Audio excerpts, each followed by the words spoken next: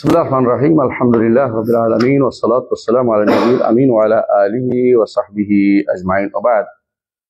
আলহামদুলিল্লাহ, আমরা গতকাল যেখানে পড়ছিলাম সেখানে শুরু করি। আমরা পড়ছিলাম ইমাম মুজানি ইসমাইল ইবনে ইয়াহইয়া আল মুজানি রাহিমাহুল্লাহ কিতাব শারহুস সুন্নাহ। শারহুস সুন্নাহ এটা আকীদার একটি মৌলিক গ্রন্থ, এর একটি অংশ যেখানে তিনি মানহাজ নিয়ে আলোচনা করেছেন। মানহাজটা খুবই গুরুত্বপূর্ণ এখন, কারণ আকীদা অনেকেই জানে কিন্তু মানহাজটা বুঝে না, বলে আকীদাটা নিয়ন্ত্রণ করতে পারে না, সঠিকভাবে চলতে পারে না। মানহাজ তো কি? চলার পথ। চলার পথ কেন? ধরেন একটা জিনিস আপনি জানছেন কিন্তু এটাকে বাস্তবায়ন করতে ভুল করে ফেলছেন, এটা হলো, এই জন্য মানহাজটা খুব জানা খুব জরুরি। আপনি জানেন ধরেন যে অমুক কাফের, কিন্তু তার সাথে আপনার আচরণ কেমন হবে? আপনি জানেন অমুক বেদাতি, তার সাথে আপনার আচরণ কেমন হবে? এবং রাষ্ট্র সরকারের সাথে আপনার আচরণ কেমন হবে? সাহাবায়ে কেরামের সাথে আপনার আচরণ কেমন হবে? এবং সাধারণ মুসলিমদের সাথে আপনার আচরণ কেমন হবে? এগুলো সবগুলি মানহাজ। অর্থাৎ আপনাকে আকীদা প্লাস মানহাজ হলো আকীদা প্লাস, আকীদাটা থাকবে, আকীদাকে নিয়ন্ত্রণ যেটা করবে হলো মানহাজ। রাসূলুল্লাহ সাল্লাল্লাহু আলাইহি ওয়াসাল্লাম এই জন্য বলেছেন, তোমরা আমার উপর অনেক মতভেদ দেখতে পাবে, সেই মতভেদ থেকে বের হওয়ার পথ কি? মা আনা আলাইহি ওয়া আসহাবি, তারপর আমি আছি এবং আমার সাহাবীরা আছে। বোঝা গেল যে আপনার এই পদ্ধতিটা শিখতে হবে সাহাবায়ে কেরাম থেকে, কিন্তু কোনটা মানবেন কোনটা মানবেন না, কোনটা গ্রহণ করবেন কোনটা ছাড়বেন, এটা সাহাবায়ে কেরাম থেকে শিখতে হবে। সাহাবায়ে কেরাম শেখার জন্য আপনাকে আমরা একটা মাসালা শিখেছি। কোনটা এটা? তাআতুল আইম্মাতি ওয়াল উমারা। তাআতুল আইম্মাতি ওয়াল উমারা, আনুগত্য করতে হবে কার? শাসক এবং আমিরদের, ততক্ষণ পর্যন্ত ওই সমস্ত কাজে যেখানে তারা শরিয়ার বিরোধী না হবে। এবং তারা যদি কোনো, আগেও বলেছি, তারা যদি ভালো মানুষ হয় তাদের দোয়াও পাবে, আনুগত্যও পাবে, দোয়াও পাবে। আর যারা গুনাহগার হয় তাহলে কি পাবে? আনুগত্য পাবে, দোয়া পাচ্ছে না। হেদায়েতের দোয়া করা যাবে শুধুমাত্র, কিন্তু যেগুলো গুনার কাজ সেখানে আনুগত্য করা যাবে না। লা তাআতা ইল্লা ফিল মারুফ, শুধু আনুগত্য করতে হবে ভালো কাজে। তো তাই বলে তাদের বিরুদ্ধে বের হওয়া বা বিদ্রোহ করা ইসলাম অনুমোদন করে না। শর্ত হচ্ছে তার ঈমান থাকতে হবে। ঈমান নাই তখন কি করবেন?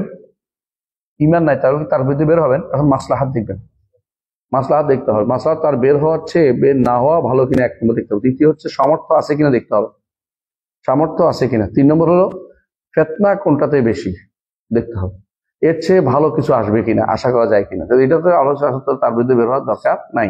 তখন কি করতে হবে? সবর এবং দাওয়াতের মধ্যে নিজেকে ব্যস্ত রাখতে হবে, সবর এবং দাওয়াতের মধ্যে ব্যস্ত রাখতে হবে। এটা হচ্ছে আলোচনা জামাতের নীতি, সবসময়ের জন্য এই নীতি, এটা পরিবর্তনশীল না, এটা অপরিবর্তনীয় নীতি। এটা মাথায় রাখতে হবে সবসময়। ইমামরা এটাই করেছেন, যুগে যুগে ইমামরা এটাই করেছেন। আমাদের সমাজে দুটি উদাহরণ খুব ব্যাপকভাবে দেয়া হয়।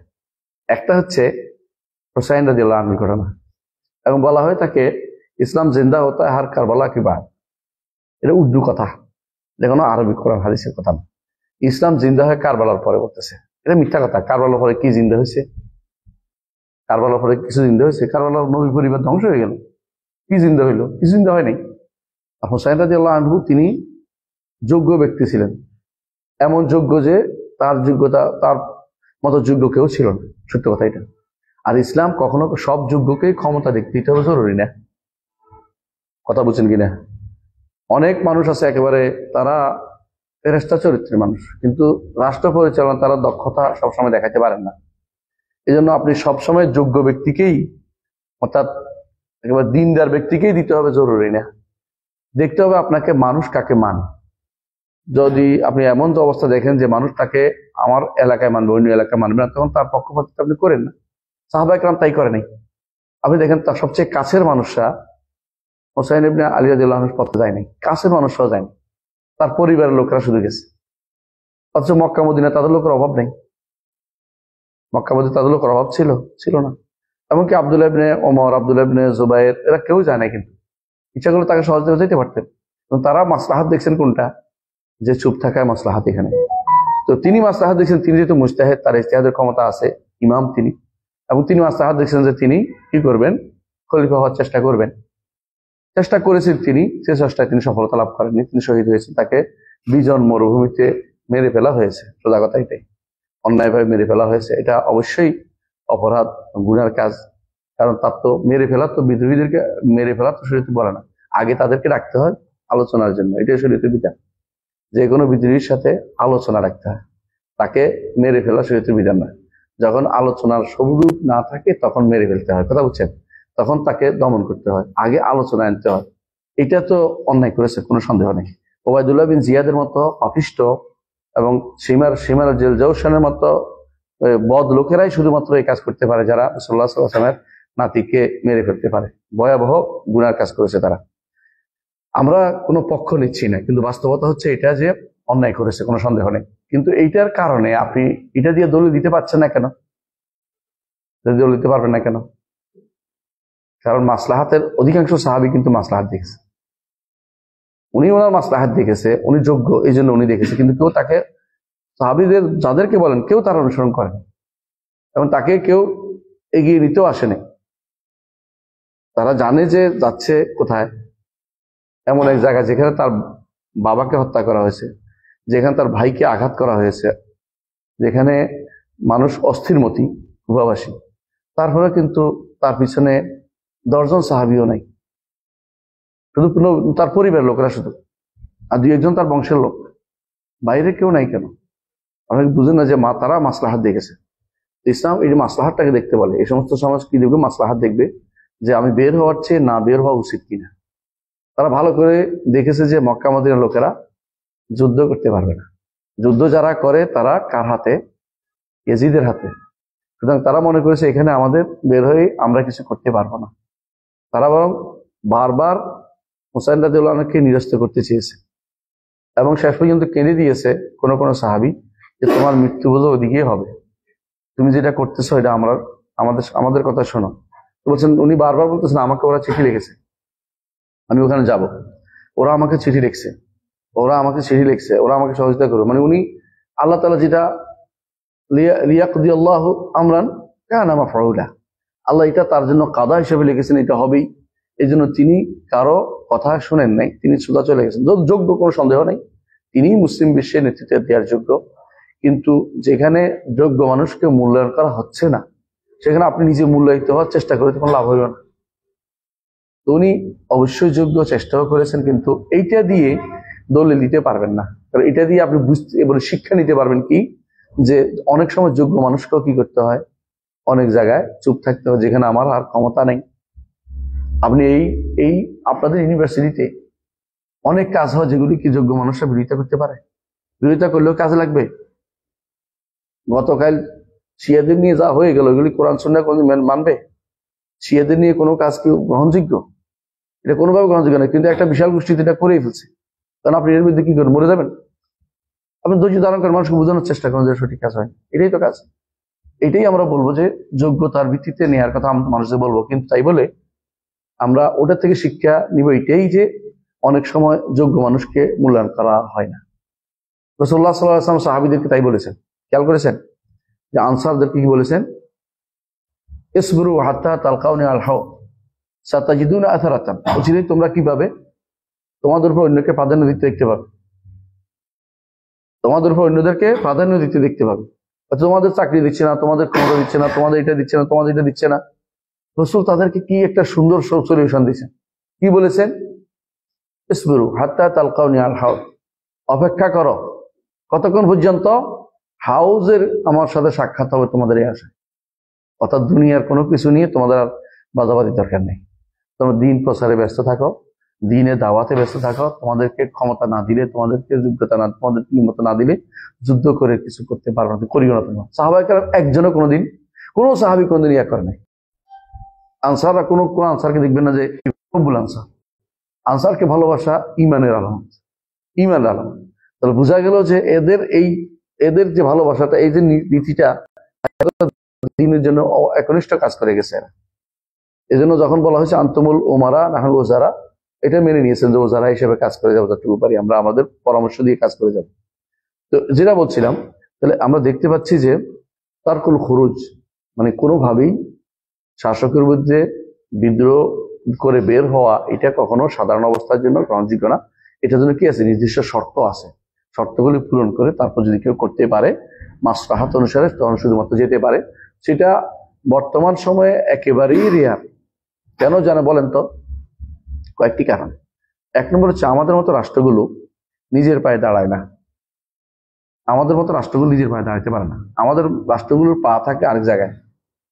আমাদের হয় ভারতে, নয় চীনে, নয় আমেরিকা, নয় লন্ডন, নয় রাশিয়া, কেউ না কেউ আমাদের পাগুলি নিয়ে গেছে, আমরা এখন দাঁড়াই ওদের পায়ে।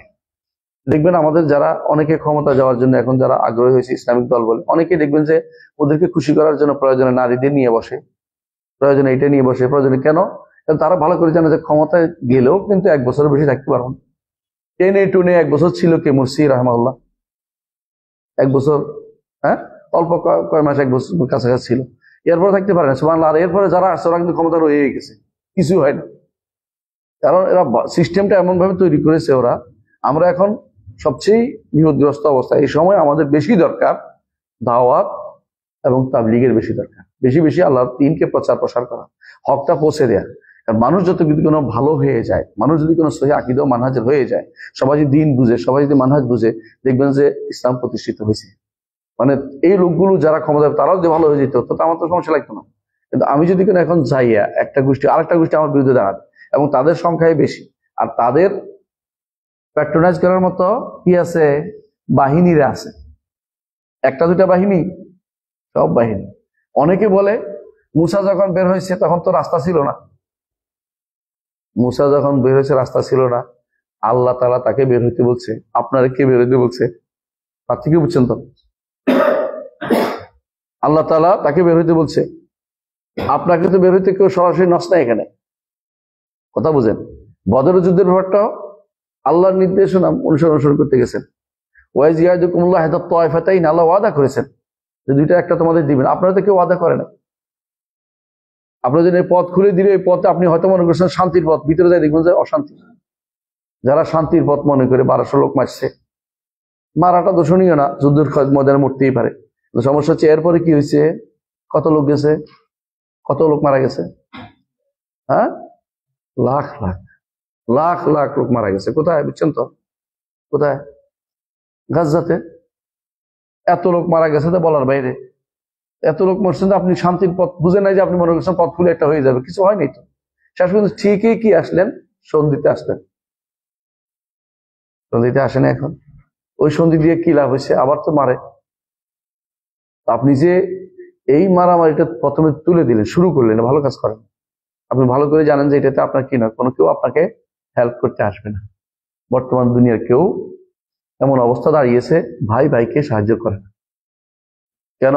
এর চেয়ে বড় ভয়। প্রত্যেকে তার নিজের নিয়ে ব্যস্ত, প্রত্যেকে তার রাষ্ট্র বাঁচাতে ব্যস্ত। কেউ আপনার জন্য এগিয়ে আসবে না, কেউ কাদার মতো কেউ নেই। মুসলিমুন আলা বা ওয়াকি আলাহুম, মুসলিমদের কেউ কাদার মতো কেউ নেই। সবাই নিজের স্বার্থ দেখে। অস্ত্র বিক্রি করতে পারলে, জনবল বিক্রি করতে পারলে, নতুন করে বিল্ডিং বানাইতে পারলে, আমার লোকদের কাজে লাগাইতে পারলে, একবার ভাঙুক, আমার লোক গিয়ে তৈরি করবো। বুঝেন নাই? ঠিকই এদের তৈরি করার জন্য আবার ইউরোপে রাজি হয়, ইউরোপের একটা রাষ্ট্রকে তোমার জন্য পাঠাচ্ছি যেন তৈরি করে এগুলো। বুঝেন নাই? হ্যাঁ আপনাদের, হ্যাঁ যে রাষ্ট্র ইউরোপে আছে না মুসলিমদের একটা, তাদেরকে ক্ষমতা দিচ্ছে এখন নতুন করে তৈরি করার জন্য। কেন? লাভবান হবে, ইউরোপ চলে আসবে টাকাটা, ওই চিন্তা ভাবনা করতেছে। সুতরাং আমরা বুঝতে পারছি যে এই পরিণতি আমাদের জন্য খুবই ক্ষতিকর, এই বের হওয়ার পরিণতি ভালো নয়। অনেকে এটা নিয়ে আমাকে করতেছে, ইনসাল্ট করতেছে, আমি দেখছি বিভিন্ন ভাবে। কিন্তু কথাটা বোঝা উচিত যে আমার কথা না, এটা কার কথা? ইমামদের কথা। ইমামরা কেন বলছে, শাসক যদি কাফেরও হয়ে যায়, আপনার সামর্থ্য না থাকলে আপনি কি করবেন? সবর করবেন, অপেক্ষা করবেন, আল্লাহ হয়তো আপনার জন্য কোনো একটা ব্যবস্থাপনা করে দিবেন। তাই তো করেছে না মক্কার লোকেরা? সবর করেছে না? আল্লাহ তাআলা এরপর কি করেছে? মদিনা থেকে যাদেরকে পারে তাদের দিয়ে সহযোগিতা করেছেন, এদের বের হয়েছে। আল্লাহ তাআলার এই সুযোগ, যেখানে সুযোগ দিবে সেখানে সুযোগটা নিয়ে আমরা ফরজ মনে করি। বুঝে আসছে কথাটা? এরপরে দ্বিতীয় মাসালা আমাদের এখানে আসছিল যে ইমসাক আন তাকফির আহলে কিবলা। আহলে কিবলাকে কাফের বলা যাবে না। আহলে কিবলাকে কাফের বলা যাবে না। আহলে কিবলা কাকে বলে এটা আমরা কালকে আলোচনা করছিলাম, মনে আছে তো? আহলে কিবলা অর্থই কিন্তু সালাত আদায়কারী, এক। আর দ্বিতীয় হচ্ছে কাফের বলা যাবে না, এটা বাহ্যিক রীতি। বাহ্যিক ভাবে কেউ যদি সালাত আদায় করে, কেউ যদি কোনো আমাদের কিবলার দিকে ফিরে, এবং কেউ যদি কোনো আমাদের জাবিহা খায়, এরা আমাদের মুসলিম। কিন্তু যখন বিপরীতটা করবে তখন কিন্তু তার চুপ থাকার কোনো সুযোগ নেই, এটা বুঝছেন তো? তখন আহলে কিবলা নষ্ট হয়ে গেছে। আহলে কিবলার বাহ্যিক রূপটা কি হয়েছে? নষ্ট হয়েছে। আমরা এটা উদাহরণ দিয়েছি, মনে আছে তো? যে খারেজির বিরুদ্ধে যুদ্ধ করছে কে? আলী রাদিয়াল্লাহু আনহু। খারেজিরা কি ভালো ছিল? নামাজ পড়তো না? বেশি পড়তো। জাবিয়া খাইতো না? খাইতো। তো তারপরে আমাদের মতো জবে করতো না, করতো। তারপরে আমাদের মতো কেবলা দিকে থেকে না আরো বেশি করতো, বরং তারা কোরআন পড়তো। ওই এলাকায় মানুষ গেলে কইতো, কি কইতো, হ্যাঁ, যে এটা কোরআদের এলাকা, মানে কারীদের এলাকা, এত বেশি কোরআন পড়তো ওরা। ওদের কোরআনের কাছে, কোরআন পড়ার কাছে সবাই নিজেদেরকে হাকির মনে করতো। আর এত কান্না কাঁদতেছে ওরা, কিন্তু তাদেরকে যুদ্ধ করতে রসুল নির্দেশ দিচ্ছেন এদেরকে যুদ্ধ করা। কথা বুঝছেন? কারণ যখন এটা তো, ওরা তো কিন্তু সরাসরি কুফরিতে লিপ্ত হয় নাই, তাবিল ভুল করেছে, মানহাজ ভুল করেছে, মানহাজি ভুল করেছে। আর এখন যারা সরাসরি কুফরিতে লিপ্ত, আহলে কেবলা হইয়া সরাসরি কুফরিতে লিপ্ত, আহলে কেবলা নাম দিছে অথচ কুফরিতে লিপ্ত। কথা বুঝছেন কিনা? যেমন তারা আবার দিকে ফিরে সালাত আদায় করে, হ্যাঁ, আবার কি করে, হ্যাঁ, কবরের কাছে আশা করে, খেয়াল করছেন তো? আবার তারা আমাদের জবাইও খায়, আবার ওই কাফেরদের জবাইও খায়, কোনো সমস্যা নেই। আবার তারা সালাতও পড়ে না, আবার মুসলিমও দাবি করে। বুঝে আসছে? আল্লাহকে সর্বত্র বিরাজমান মনে করে, আল্লাহ রসুলকে সব ক্ষমতার অধিকারী মনে করে বসে, নিজেদের মধ্যে ওলি আল্লাহ গাউজ কত বন্ধ করে বসে, একটা দুইটা মানুষ না, হাজার হাজার মানুষ না, লাখ লাখ মানুষ। এই দেশের এখনো 95% লোক আমি বলতে পারেন যে শিরকের মধ্যে লিপ্ত আছে। সেই জায়গাতে আপনি যদি বলেন যে, সেটা আপনি বলেন এমসাক করেন, চুপ থাকেন, তাহলে আপনি আমাকে আল্লাহ দিন নিয়ে ঠাট্টা মস্কারি করতে বলছেন। এখন চুপ থাকার জায়গা না। আমি তো ব্যক্তিকে এখনো বলি নাই কোনো অমুক ব্যক্তি তমুক ব্যক্তি, আমরা তো জিনিসটাকে বুঝতে হচ্ছে। যারা এটা করবে তারা কি কাফের, এতে চুপ থাকা যাবে না। এটা চুপ থাকা হলে আমাদের খেয়ানত করা। কথা বুঝছেন? আর এখানে ইমসাক এই শব্দের অর্থ কি? ইমসাক কাফের বলি না, যাকে নির্ধারিত করে কাফের বলবেন না, কিন্তু যে কেউ এই কাজটা করবে সে কাফের বলতে হবে আপনাকে।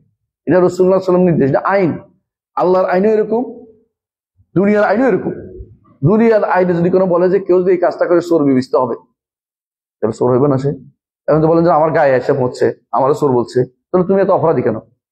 তুমি নিজেকে অপরাধী বানাচ্ছ কেন? আমি একজনকে বললাম, আপনার জানা, জিজ্ঞাসা করছে, আমাকে প্রশ্ন করছে যে যারা ইয়া করে, বায়াত করে, যারা বায়াত করে ওরা কি আমি বেদাতি? এখন ওরা খেপে গেছে, বেদাতি, অমুককে বেদাতি বলছি কেন? তো অমুককে বেদাত, আমি কেউ নাম ধরে বলছি, দুনিয়া ওরা কি বলতাম এখন? যারা বায়াত করে সুন্নত বলতাম, সুন্নি বলতাম। তো যারা বায়াত করে ওদের বক্তব্য, বেদাত করে ওদের বক্তব্য শোনা যায়? শরীরে তো অনুমোদন নাই। এটাই আসছে এখানে, একটু পরে শুনবেন আমি বলবো।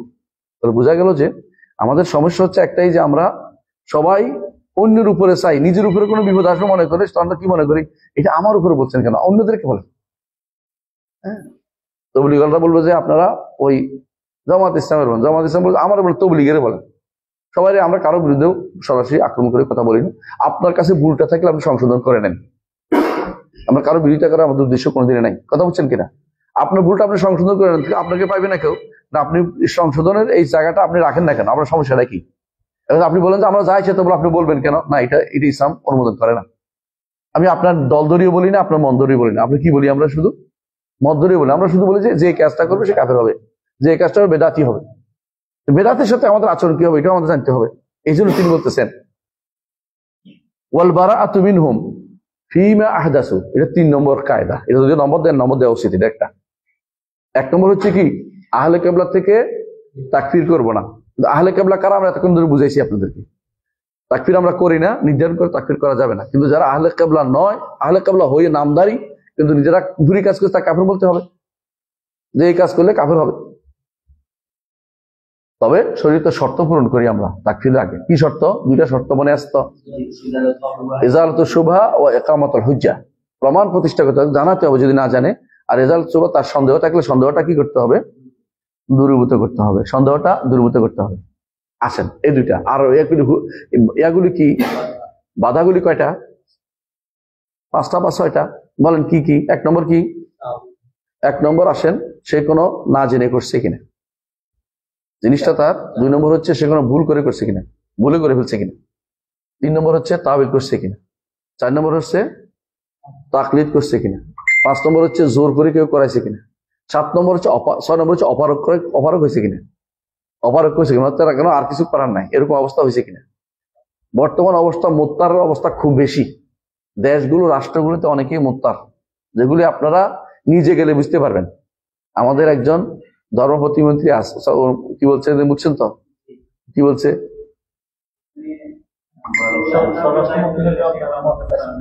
হ্যাঁ, বলছে আমি যদি কোনো আমাকে কোনোদিন এর পরে বলা হয় আমি আর আসবো না, কারণ সিস্টেমের কারণে আমি যদি ওখানে ভালো কোনো লোক আইনেও দেওয়া হয় সে কোনোদিন ভালোভাবে চালাতে পারবে না। সিস্টেমটা এমন নষ্ট করে রেখেছে।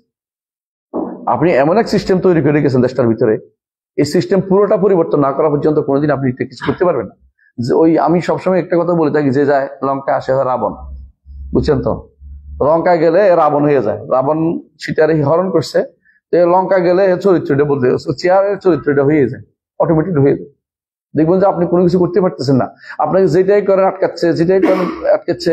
আপনি দেখেন হয়তো অনেকের মধ্যে আমাদের যেমন প্রধান উপদেষ্টা সহ অনেক উপদেষ্টা অনেকেই একটা বিশাল বিশাল মন নিয়ে গেছে যে আমরা এটা করবো এটা করবো, যাওয়ার পরে যেটা করে এটাই বাধা, যেটা করে এটাই বাধা, যেটা করে এটাই বাধা, ওরা কিছুই করতে পারেনি, চাকরি কিন্তু কিছুই হয়নি।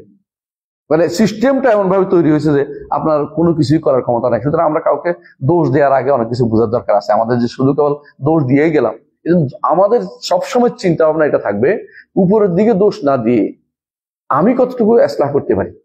নবীরা এটা করতেন, কি বলতেন? ইন উরিদু ইল্লাল ইসলাহা মাস্তাতাতু ওমা তাওফীকি ইল্লা বিল্লাহ আলাইহি তাওয়াক্কালতু ওয়া ইলাইহি উনীব। দেখেন নবীরা সবসময় ইসলাহের কাজ করতো।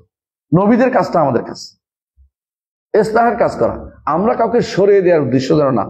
আমরা যদি সারাদিন কেবল অমুকের গালি তমুকের গালি দিয়ে উপদেষ্টারে পিছনে লেগে থাকি, আমার কি লাভটা হবে কি? ওরা তো ওদের অপারগতার জন্য ধরো যে আল্লাহর কাছে মুক্তি পেয়ে যেত, আমি কিন্তু বিপদে পড়ে যাবো। অনেক সময় অপারগতা আছে না? আছে। ওরাও তো শান্তির সাথে নিচে, এমন নয় যে অনেকে শান্তির সাথে পদ নিচে, অনেকে আসতেও চায় না, অনেকে জোর করে আনা হয়েছে, এরকম আছে। তো আপনি তাদেরকে সারাদিন দোষ দিলে তো হবে না। হ্যাঁ, অনেকে আগ্রহ করে নিচে, এটাও আছে। তো শয়তান মিলেও আছে, ভালো মানুষও আছে। তো এই জন্য আমাদের চেষ্টা করতে হবে জনগণকে ঠিক করা। জনগণ যদি ভালো হয়ে যায়, কেউ নিজে ইচ্ছা করে খারাপ হতে চায় না। আমরা জনগণকে ঠিক করা দরকার। এই জন্য আমাদের সমস্ত জুহুদ, আমাদের সমস্ত প্রচেষ্টা ন্যস্ত থাকবে জনগণের দিকে। এই ছাত্র জনতা, শিক্ষক, তারপরে কৃষক, শ্রমিক যত আছে, এদেরকে আপনি কত ঠিক করতে পারেন দেখেন, ইনশাআল্লাহ দেশ শুদ্ধ হয়ে যাবে। এটা আমার কথা না, কি কথা আল্লাহ বলছে, ওয়াদাল্লাহুল্লাযিনা আমানু ওয়া আমিলুস সালিহাতি লা ইস্তাখলিফান্নাহুম ফিল আরদ। আল্লাহ ওয়াদা করছেন যারা ঈমান আমল সালেহ করবে আল্লাহ তাআলা তাদেরকে দুনিয়ার বুকে সুপ্রতিষ্ঠিত করবেন। এখন দেখেন তাহলে কি করতে হবে? প্রথম কাজ হচ্ছে ইমসাক আন তাকফির আহল কিবলা, এটা বলছি তাই না? শর্তগুলো জানে নেবেন। দুই নম্বর কাজ হচ্ছে যে আল বারাআতু মিনহুম ফিমা আহদাসু। ঈমানদাররা যদি কোনো ঈমান দাবিদাররা যদি কোনো বেদাত করে, তাদের থেকে বিমুক্ত ঘোষণা করতে হবে। আমরা জানি যে মুসলিমের কাজ হচ্ছে কাফেরদের থেকে নিজেকে বিমুক্ত ঘোষণা করা, তাই না? আল বারাআতু মিনাশ শিরকি ওয়া আহলিহি, এটা কিন্তু কাফেরদের থেকে বিমুক্ত ঘোষণা করতে হবে, ঠিক না? ঠিক প্রত্যেকটি কাফের থেকে সে বিমুক্ত ঘোষণা করতে হবে। এমনকি রাষ্ট্রপ্রধান কাফের, তার থেকে বিমুক্ত ঘোষণা করতে হবে। কিন্তু রাষ্ট্রীয় আইন যেগুলো শরিয়া বিরোধী না, সেগুলি কিন্তু মেনে চলতে হবে। রাষ্ট্র হযবল অবস্থা তৈরি হবে। আমি কিছুই মানে না বললে দেশে কোনোদিনে 1 ঘন্টাও চলবে না দেশটা। এই জন্য এটা কাফের শাসকও কখনো কখনো কোনো এলাকার জন্য কি হয়, নিয়ন্ত্রণকারী হয় এবং মানুষের জন্য জানমালের হেফাজতকারী হয়। এই জন্য কখনো আলেমরা আগে বলতেন যে 60 বছর জালেম শাসকের অধীনে থাকার চেয়ে একদিন শাসক বিহীন থাকা বেশি ভয়াবহ। 60 বছর আপনারা ভালো করে জানেন, অনেক কষ্ট পাচ্ছে, কিন্তু একদিন যদি কেউ না থাকে মারামারি হানাহানি সুযোগ পেয়ে গেছে, তখন তাদের ইল মোটিভ আছে, খারাপ চিন্তা আছে, তারা কিন্তু এই সুযোগে যতটুক পারে একটু করে নেবে, তারা যেটুক পারে একটু করে নেবে, যে দেখা যাক কত করতে পারি। কোনোদিনেই আমাদের এই যে কাজটা করতে হবে যে কাফেরদের সাথে আমাদের কি করতে হবে, সম্পর্ক ত্যাগ করতে হবে। কিন্তু বিশেষ কারণে যদি কোনো কিছু মেনে চলতে হবে, মাসলাহাতের কারণে মুসলিমদের, সেটা মেনে চলতে হবে। 2 নম্বর হচ্ছে এরা কাফের না, এরা কি বিদআতি। যেমন এখানে বলছি আল বারাআতু মিনহুম ফিমা আহদাসু, তারা যেগুলো করবে, ঈমানদাররা এমন কোনো কাজ যদি করে যে এহদাস করবে ফিদ্দিন, দ্বীনের মধ্যে কোনো নতুন কিছু আবিষ্কার করেছে, তাহলে তাদের থেকে কি করতে হবে, নিজেকে বিমুক্ত ঘোষণা করতে হবে। ইসলামী শরীয়তের নিয়ম, তাদের সাথে বেদাতে যুক্ত হওয়া যাবে না। ইউনিভার্সিটি মিছিল হচ্ছে, আপনি মিছিলে অংশগ্রহণ করতে পারবেন না, কথা বুঝেন কিনা? এটা বেদাতি কাজ। অথবা জশ্নে জুলুস হচ্ছে, আপনি এখানে অংশগ্রহণ করতে পারবেন না। অথবা এখানে কোরআন খতম হচ্ছে, অংশগ্রহণ করতে পারবেন না। এই জাতীয় যেগুলোতে বেদাত আছে, এগুলোতে কোথাও অংশগ্রহণ করতে পারবেন না। মিলাদ মাহফিলে অংশগ্রহণ করতে পারবেন না। হালকা জিকিরে অংশগ্রহণ করতে পারবেন না। বুঝাতে পারছি তো? এবং মিলাদ কোথাও মুরিদ হচ্ছে, এখানে অংশগ্রহণ করতে পারবেন না। তো আপনি যেখানে অংশগ্রহণ করতে পারবেন না, সেখানে কোনোভাবেই অংশগ্রহণ করবেন না। বুঝাতে পারছি তো? তো এগুলি কেন? এগুলি বেদাত। এটা আমাদের নীতি বলতেছে। মা লাম ইয়াবতাদিউ দালালান। এখন তিনি বলতেছেন যদি আরো ভয়াবহ হয়, সাধারণত অংশগ্রহণ করে না, বিমুক্ত ঘোষণা করবেন, একটা জিনিস আছে, বুঝে আসছে? আরো ভয়াবহ হবে যখন কেউ নতুন কোনো কিছু আবিষ্কার করে। একটা হলো বেদাতে লিপ্ত হয়েছে, এটা থেকে আপনি মুক্ত থাকবেন। আরেকটা হচ্ছে যদি কোনো নতুন কিছু সে নতুন কি করছে, ইবতিদা করছে, এখন তখন কি করবে, আমার ইবতিদা মিনহুম দালালান, যে কেউ এরকম নতুন কিছু করবে, বেদাতি কিছু আবিষ্কার করছে, দলাল, এমন দলাল যেটা কুফরি পর্যন্ত নিয়ে যায় বা খারাপ পদে, কানা আলা আহলিল কিবলাতি খারিজান, তার হুকুম কি, সে আহলে কিবলার বিরুদ্ধে বেরোছে। কথা বুঝছেন কিনা? মানে সে খারিজি বিরুদ্ধে বেরোছে, দিনের সঠিক ট্রাক থেকে সে বেরিয়ে গেছে, সঠিক যে চিন্তা চেতনা থেকে সে কি হয়েছে, বেরিয়ে গেছে।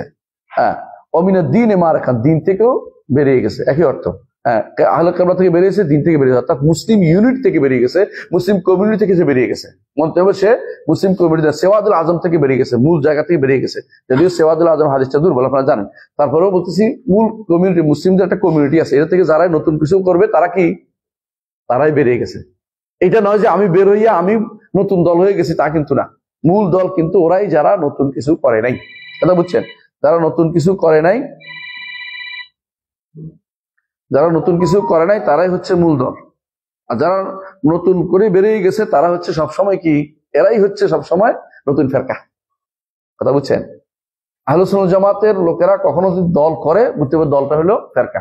আর দল করে না, তারা মূলের উপর আছে, দাওয়াত, সবর, আইলেম সবকিছু দিয়ে আছে, এরা হচ্ছে মূল মূল জামাতুল উম্মাহ বলে ওদেরকে, মানে মূল গোষ্ঠী, যারা আহলে সুন্নাত জামাতের মূল বডি, যাদেরকে বলা হয় মূল বডি। এখান থেকে যত লোক দল করবে তত লোক পথভ্রষ্টতার মধ্যে লিপ্ত আছে। আচ্ছা, এখানে আমার কথাটা ওনার কথা থেকে আমি বলতেছি, আপনারা দেখেন আমার কথা বলিনি আমি। এরপর বলছে ওয়ায়ুতাকাররাবু ইলাল্লাহ বিল বারাআতি মিনহু, যে ব্যক্তি এই কাজটি করবে তার থেকে বিমুক্ত ঘোষণা করার মাধ্যমে সে কি করবে, আল্লাহর নৈকট্য চাইবে, যে আমি এই বেদাতের সাথে চলবো না, তার সাথে হাসি মুখে কথা বলবো না, তার সাথে আমি এটা করব না। আসতেছে কি করতে পারবেন না বলে দিব আমি, এটার মধ্যে আল্লাহর নৈকট্য অর্জন করবেন, যা আমি আল্লাহর কাছে ভালো ভালো সওয়াব চাই, আল্লাহর কাছে সওয়াব চাই। কথা বুঝছেন কিনা? সলফে সালেহিন কি করতেন, বলতেন যে একজন ইমাম ইবনে সিরিন রাহমাতুল্লাহ আলাইহির কাছে এসে বলছেন যে আপনার কাছে একটু বসি, তুমি বসলে আমি উঠে চলে যাব, তুমি বসলে আমি উঠে চলে যাব, সোজাই বের বলতেন। কথা বুঝাতে পারছি? তাহলে আপনি বুঝতে হবে যে এমন অবস্থা, আপনি যদি কেন তাদের সাথে মিশে যান, তারা অনেক খুশি হয়। ওয়াদ্দুলাউ তুদহিনু ফায়ুদহিনুন, তারা খুশি, আপনি যদি তাদের তেল মারতে পারেন তারাও খুশি হয়। আপনি যদি বলেন যে না, আমি নিজেকে অপমানিত করব না, কারণ তারা, হ্যাঁ আপনি হয়তো বলতে পারেন যে ও আলাদা হয়ে গেলে কি হবে, আলাদা হয়ে গেলে আপনি আলাদা দাওয়াতের কাজ করেন, আপনি আলাদা কোনো দল বানাইন না, কিন্তু কি করবেন, মানুষকে হকের কথা বলতে থাকেন। কিন্তু আপনি যদি কোনো তাদেরকে হকের কথা না বলে সারাদিন যদি কোনো আপনি তাদেরকে পিছিয়ে পিছিয়ে হাঁটেন, কি জানেন যে তারা যদি ভালো হয়, তারা যদি ভালো, তারা তো কম, আমরা তো কম, তাদের যদি পাই ভালো হবে, তাহলে শরীয়ত এটা অনুমোদন করে নাই। কোথায় বলেন তো? সূরা আবাসের মধ্যে আসছে, মনে আছে তো? কি বলছে? আনজাউল ওমা ইদরিকাল আহলি ইয়াযাক্কা আও ইয়াযাক্কারু ফাতানফাউ যিকরা আম্মা মান ইস্তাগনা ফাআনতা লাহু তাসাদ্দা ওমা আলাইকা আল্লা ইয়াযাক্কা ওয়া আম্মা মান জাআকা ইয়াসআ ওয়া হুয়া ইয়াখশা ফাআনতা আনহু তালাহা কাল্লা। বুঝছেন তো? আল্লাহ তাআলা আপনাকে বার সাবধান করে দিচ্ছে যে ইয়া নবী, আপনি কেন এটা করতে চাচ্ছেন? যারা আপনার কাছে আসে তাদেরকে আপনি জানান, যারা আসে না তাদেরকে আপনি বলেন, না শুনলে পাগল হওয়ার দরকার নেই, তাদের পিছনে দৌড়ানোর দরকার নেই। তারা হক পাইতে চায় না, তাদেরকে আপনি হক দিতে পারবেন না, কারণ হক দেওয়ার মালিক আল্লাহ। আল্লাহ হেদায়েত দিলে তার হেদায়েত পাবে, আপনি এত ব্যস্ত হওয়ার দরকার নেই। এই জন্য আপনি আপনার মাবদার উপর প্রতিষ্ঠা থাকবেন, আপনার নীতির উপর প্রতিষ্ঠা থাকবেন। নীতি বিসর্জন দিয়ে, আকীদা বিসর্জন দিয়ে, মানহাজ বিসর্জন দিয়ে বেদাতের সাথে আপনার কোনো রকম আতাত চলতে পারে না। বেদাত যদি আপনার কাছে আসে, হক কথা শুনিয়ে দিবেন, না আসলে তার কাছে যাবেন না।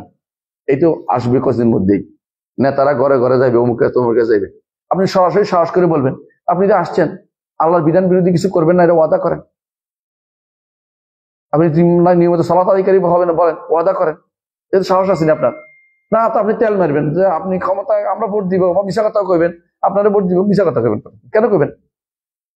এই জন্য তো কোনোদিন আমার বাবার কাছেও আসতো না কেউ, আমার বাবার কাছে আসতো, বাবা কাছে কি করবেন আপনি আগে বলেন, এজন্য কেউ আসতো না, কেউ আসতো না, কইতো না হুজুরের কাছে গেলে উল্টা ভালো জিজ্ঞাসা কয় মানে বাবার জিজ্ঞাসা করতে গেলে আপনি কি হুজুর ভোট আছে, কি যেন দ্বারা জানে কি করবেন, এই কথা শুনলে আর কিছু করতে পারে না, তো যায় আসে না, কিন্তু কোনো ক্ষতি হয় নাই। মানুষ কিন্তু ঠিকই হুজুর কোন দিকে যায় দেখতো, হুজুরকে ভোট দিয়ে যায় কি যায় না, তারপর ভোট দিয়ে যেত। তো এটা কেন বলতেছি, মানে আপনাকে আদর্শ হতে হবে। আপনাকে আদর্শ হইতে হবে। আপনি যদি কোনো সবার মতো কোনো হামাল ছাগলের মতো পিছু ধরেন, এই নেতারা কিছুই জানে না দিন সম্পর্কে, তাদের মিছিল কেন হাঁটবেন? দিন সম্পর্কে জানে না, কিছু মানে শরীয়ত মানে না, যেমনি যেমনি বলতেছে, অপব্যাখ্যা করতেছে, তারপরে আপনি তার পিছনে হাঁটতেছেন। অর্থ কি? আপনি কি দিনটাকে সস্তা বানাই ফেলছেন? দিনের কোনো মূল্য নাই, শরীয়তের কোনো মূল্য নাই, যায় সেটা করে বেড়াবেন কেন? এটার জন্য আপনার কথা শুনতে বাধ্য হয়ে চেষ্টা করবেন। না শুনলে আপনার কথা আপনি বলে যান, আল্লাহ আপনাকে বাধ্য করেন না সারা দিনকে শোনানোর জন্য। আপনি হক কথা বলছেন, শুনে বাধ্য করেন না বলতে।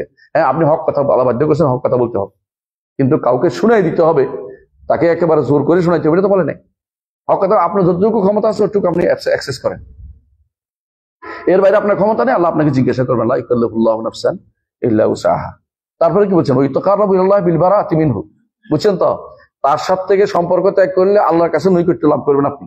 এরপর বলছে ওয়া ইউহজার, এবং তাকে হাজার করবেন। হাজার অর্থ কি? ত্যাগ করা। হাজরুল মুবতাদি একটা নীতি ইসলামের, এটার একটা বই আছে, পড়বেন, শেখ বকর আবু যায়েদের হাজরুল মুবতাদি। হাজরুল মুবতাদি বইটা পড়বেন, নেটে পাবেন, ফ্রি পাবেন। হাজরুল মুবতাদি,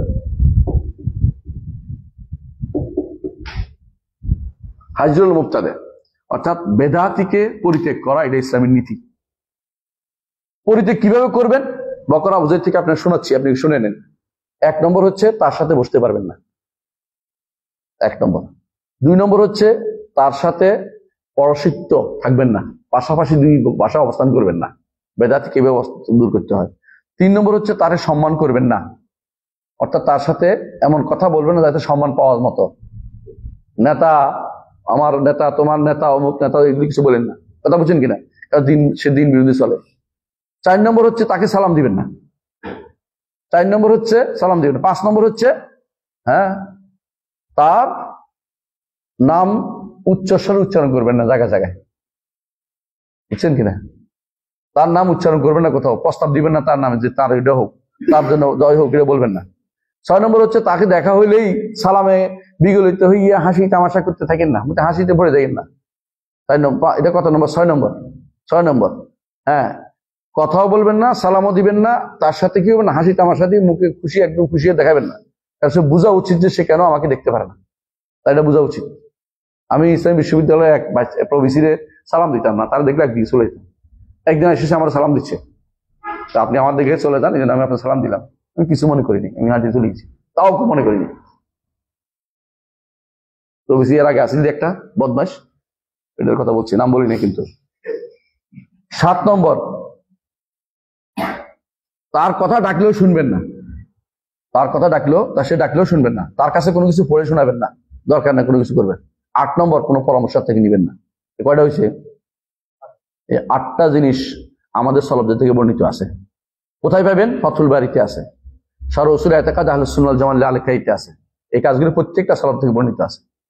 এখন বলতে পারেন যে আমরা যদি এইভাবে সবাই ত্যাগ করি, যে একসময় তো আমিও তো আলাদা হয়ে যাব। এই জন্য বলবেন সবাই নয়, যারা বেদাতের মধ্যে লিপ্ত, বেশি বেদাতকে আহ্বানকারী, তাদেরকে আপনি এটা করবেন। আর যারা বেদাতে লিপ্ত জাহেল মানুষ, তাদেরকে আপনি হিজত করবেন। হিজত করবেন কেন? তাদেরকে আপনি যে মাসলাহাত দেবেন, তারা বললে শুনবে, তারা শোনাবে। কিন্তু যে বেদাতে লিপ্ত, মানে এমন যে বেদাত ছাড়ে না, বললো সে উল্টা এটার পক্ষ নিচ্ছে, দাইল বেদা, দাইল বেদা হলে তার সাথে এই আচরণ। কিন্তু সাধারণ মানুষের সাথে যত বেদাতি করুক, এই আচরণ করা যাবে না। তাকে মাসলাহাত দিচ্ছে, তাকে দাওয়াত আনতে। রাসূল কেন জায়গা যায় গেছেন, কথা বুঝেন নাই? তাহলে বোঝা যাচ্ছে এটা হলো ওই বিধানটা কার জন্য? দাইল বেদার জন্য। আর দাইল বেদা কারা? আপনি ভালো করে জানেন। এই যে যারা লালনের চালু করতেছে, দাইল বেদা না তারা? ভালো করে বুঝেন। আর যারা বেদাত চালু করার জন্য দুনিয়া সবকিছু করে যাচ্ছে, দাইল বেদা ভালো করে জানেন। এখন দাইল বেদা চিনা যায়। এখন অনেক বেদাত চালু করতেছে, কেউ হাদিস অস্বীকারী হয়ে গেছে, কেউ এটা হয়ে গেছে, কেউ দুনিয়ার সব জিনিস চালু করতেছে। ওদের সাথে আপনার কোনো কথা চলবে না। আমাকে একজনে হাদিস অস্বীকারী ফোন দিছে, নিজে স্বীকার করে না হাদিস অস্বীকারী, কিন্তু হাদিস অস্বীকারী ফোন দিয়ে বলছে আপনার সাথে দেখা করতে চাই। আমি আপনার সাথে দেখা করতে চাই। এত রাগ হয়েছেন কেন? আমার কাছে অমুকের সাথে অমুকের সাথে অমুকের সাথে একবার নামগুলি বলছে। আমি আপনার কাছে আমি যাবো না, আপনার কোনো দরকার নেই আপনার কাছে যাওয়া, আমি আসি তো। আপনি আসেন না, বলছে আমি আসবো। আপনি আসতে চাইলে আমার কোনো ক্যামেরা আনতে পারবেন না, আগে আপনাকে আমি যা বলতে শুনতে হবে, তারপর কথা হবে। আর আসে নাই, আল্লাহ বাঁচিয়ে দিচ্ছে, আমিও বাঁচিয়ে গেছি, উনি বাঁচিয়েছে। কারণ এই বেদাতি কথা শুনে হে তো একটা মাবদা নিয়ে আসছে, তার একটা উদ্দেশ্য, একটা প্রতিষ্ঠা করা। সে এখন যে কোনো মূল্যে আমাকে কনভিন্স করবে। আমাদের ইউনিভার্সিটি টিচারদের দাওয়াত দিয়ে 1000-5000 ধরে ধরাই দিচ্ছে, ওনারা সব পক্ষ কথা বলে। একজনে বললেন কি কথা বলছেন, গায়ের মধ্যে যখন চিল্লাচিল্লি শুরু করছি, একজন বললেন আমি বিরোধিতা করছি। এবার অন্যরা আমরাও গেছিলাম ওই দাওয়াত দিছি এই জন্য গেছিলাম। এবারে মানে আস্তে আস্তে নরম হইতেছে কথা, দাওয়াত দিছি এই জন্য গেছিলাম, আমরা ওর মত বিশ্বাসী না। তো গেলেন কেন? তো আপনার বিক্রি করছে, আপনার ছবি দিচ্ছে জায়গায় জায়গায় যে ইসলামী বিশ্ববিদ্যালয়ের টিচাররা আমার কাছে আসছে, শেষ, আপনি বেঁচে গেছেন। আপনি বেঁচে আসেন, বেদাতের কাছে কখনো বসবেন না, তার সাথে বসার কোনো কারণ নেই। এই 8টা কাজ করবেন না, বুঝে আসছে? কখনো করবেন না। আমি হাজিরা মুবতাদের বইটা পড়ার জন্য বলছি।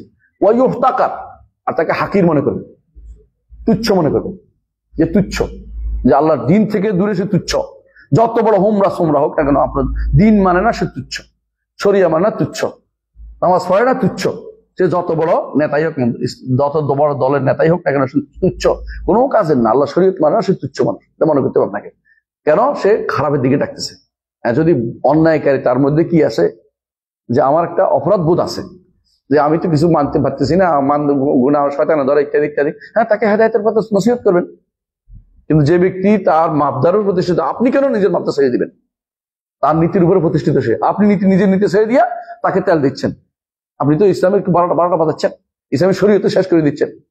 এটাই তো আমাদের শেষ করে দিল, যে হুজুরদেরকে টাকা দিয়ে কিনা যায়, এটা আমাদের শেষ করে দিয়েছে। আমরা হক কথা বলতে পারি না। আমি একবার যখন বললাম যে কাফের দেশে অবস্থান করা, কাফের দেশে নাগরিকত্ব নেওয়া যায় নাই, তো আমার এক বন্ধু ওদের কাছে টাকা চাইছে, আমি তো বলিনি ওনার প্রতিষ্ঠানের জন্য কিছু টাকা দেন, কারণ উনি আগে বলুক যে কাফের দেশে অবস্থান করা জায়েজ আছে, সেদিন টাকা দিব। আমি বললাম আপনি ওর কাছে টাকা চাইতে গেছেন কেন? কারণ আমি তো জানি না যে সেটা কইব, মানে বুঝো, তার মাপদার ঠিক রাখবো, আমার থেকে ফতুয়া কিনবে। অনেক মানুষের কাছে আপনি ফতুয়া কিনতে পাওয়া যায়, যখন যে মানুষ এরকম অনেক ফতুয়া দেয়, দেখবেন কিনে ফেলছে, তারা এখন বিপদে বলছে আপনি আর কি, আপনার কি আর মানে এবার পক্ষ নিচ্ছে অগ্নি, আপনার কি আর, আপনি কি আর চান নাকি, আপনি তো ভালোই চাইতেছেন ইত্যাদি, মানে তারা এবারে তেলাচ্ছে, এটা শরীয়তে অনুমোদিত না। এরপর বলছে এবং তার বেদাত, বুদ্ধা মানে এখানে বেদাতকে বুঝাইছে, তার বেদাতকে পরিত্যাগ করতে হবে। বুঝে আসছে কথাটা? কোনোভাবেই এই বেদাতের পক্ষে কাজ করা যাবে না। পাহিয়া আদা মিন গুদ্দাতিল জারাব, যে সমস্ত প্রাণী কুলেরে এক ধরনের ইয়া পায়, ওই যে গায়ের মধ্যে চামড়া নষ্ট হয়ে যায় না, কি বলে এগুলিকে, ফুলে ফুলে ইয়া উঠে, খুশকি উঠে, মানে ইয়া উঠে পড়ে যায়, বড় বড় ইয়া উঠে আটকে থাকে চামড়ার সাথে, এগুলি হইলে একবার আর বাঁচে না প্রাণী কুল। তো বলতেছে ইসলামের 12টা বাজবে, যদি কোনো কেউ এই বেদাতের পক্ষে থাকে তাহলে কি হবে, এইটা আলাদা আলাদা অর্থ হলো সেটা এত বেশি স্প্রেড হয়ে যাবে, যেমনি ভাবে এই রোগটা স্প্রেড হয়ে যায়। এটা কি বলে মানুষের ইয়া উঠে না, হ্যাঁ, না না, কোষপ্রেসার মতোই আরেকটা আছে যেটা বেশিরভাগ ওই ছড়ায় যায় দ্রুত, শুনতো না, ওই যে কি বলে, যেটা মানুষের প্লেগ মহামারীর মতো যেটা হয় আর কি, শরীরের মধ্যে হয়, ওই গরুর মধ্যে হয়, একটা হলে পুরোটা হতে থাকে এরকম বড় বড় ফুলে ফুলে, হ্যাঁ, লাম্পি ভাইরাস, ওইটার মতো নাম জানি না আমি ভালো, কিন্তু ওইগুলো হইলে একসাথে পুরোটা শেষ করে দেয়, সবগুলি ফুলে শরীরের মধ্যে এত বড় বড় উঠে এক একটা, তো এগুলি মোটা মোটা হয়ে যায়, এগুলি শেষ করে দেয় শরীরকে। বলতেছে, উনি বলতেছে যে এগুলি ওই যে এই জারাবের মতো এই মহামারী আকারে সেগুলি কি করে মানুষের ভিতরে প্রকাশ করে। যদি কোনো কেউ সে এই বেদাতের পক্ষে থাকে, বেদাতের কথা বলা যাবে না, যত কিছু বেদাতকারী বেদাতকারী বলতেই হবে। যে ব্যক্তি একেবারে আপনার কাছে ছোট মনে হইতে পারে, কিন্তু এটা বড় বেদাত একটা। কোনটা? কোনো ব্যক্তি নিজেকে ইমাম দাবি করে কারো থেকে আনুগত্যের শপথ নেয়া, এটাই ইসলাম অনুমোদন করে না। আপনি যাকে হকের কথা বলেন, আপনি যাকে রসুলের আনুগত্য করতে বলেন, আল্লাহর আনুগত্য করতে বলেন, আপনার আনুগত্য করতে কেউ বাধ্য নয়। আপনি ইমাম নয়, আপনি ইমাম নয়, ইমামের কাছেও আপনি আমির বানাইলো কেন আপনাকে? কি জন্য আপনি দাবি করতেছেন? এর পক্ষে যারা যারা আমাকে গালিগালাজ করছে, আল্লাহর কাছে আমি বিচার দিয়ে রাখলাম, আমি হক কথা উপর আছি। তুমি বলতে হবে কি জন্য আমাকে গালি দিচ্ছ, তোমাকে বলতে হবে কি জন্য আমাকে গালি দিচ্ছ, কারণ আমি কি বলতে পারতাম, আমি অনুসরণ করো, তার কথা অনুসরণ করো, বেদাত অনুসরণ করো বলতে পারি? বেদাত অনুসরণ বলতে পারি না। আমার বেদাত হলে আমার ভুল হচ্ছে, আমাকে তওবা করতে হবে। আমি যদি ভুল করে আমাকে বলেন এটা আমি ছেড়ে দেবো, কিন্তু উনি ছাড়বেন না কেন? পক্ষে কোয়ালিটি করতেছেন কেন বেদাতের পক্ষে? এটা আমাকে বুঝতে হবে। আমি কারো পক্ষেও বিপক্ষ কথা নয়, কথা হকের পক্ষে থাকতে হবে আপনাকে।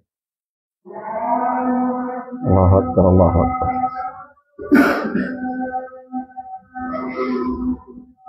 আল্লাহু আকবার, আল্লাহ।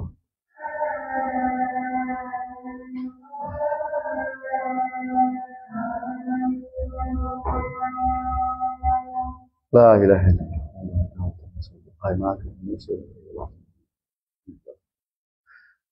আচ্ছা যাক শুনেন, তাহলে আমরা দেখতে পাচ্ছি যে ইমসাক তিনটা জিনিস আসছে একসাথে। একটা কি?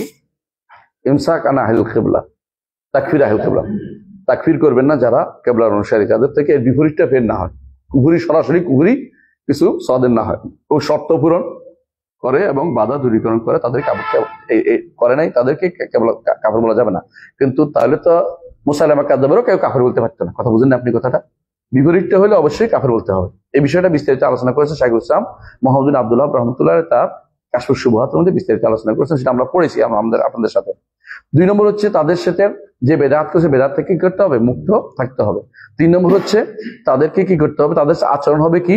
আল্লাহর কাছে নৈকট্য অর্জন করবে তাদেরকে ছেড়ে দেওয়ার মাধ্যমে, তাদের সাথে চলাফেরা ছেড়ে দেওয়ার মাধ্যমে, এবং তাদের হাজির করতে হবে, তাদেরকে তুচ্ছ জ্ঞান করতে হবে, এবং তাদের বেদাত কঠিনভাবে পরিত্যাগ করতে হবে। কথা বুঝে আসছে? কোনোভাবেই তাদের বেদাতের সাথে নিজেকে মিলিয়ে ফেলা যাবে না। এটুকু আমরা জানলাম যে এটা হলো কি মানহাজের বিষয়, মানহাজি বিষয়। মানহাজি আরেকটা বিষয় আসতেছে, যেটা আল কাউলু ফিস সাহাবা, সাহাবা কেরামের উপরে আমাদের নীতি কি হবে, এই বিষয়ে ইনশাআল্লাহ আগামী ক্লাসে আমরা পড়বো। সুবহানাকাল্লাহু ওয়া বিহামদিকা আশহাদু আল্লা ইলাহা ইল্লা আনতা আস্তাগফিরুকা ওয়া আতুবু ইলাইক। আসসালামু আলাইকুম ওয়া রাহমাতুল্লাহি।